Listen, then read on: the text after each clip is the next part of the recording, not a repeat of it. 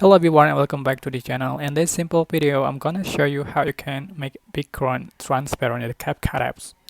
So you can tap on your project, select your videos or just photos that you want to edit. And for example, I already have the project with a photo here.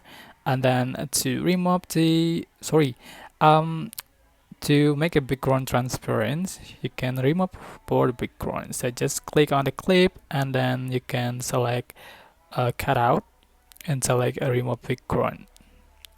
So that's it. Just click a check mark if you are done.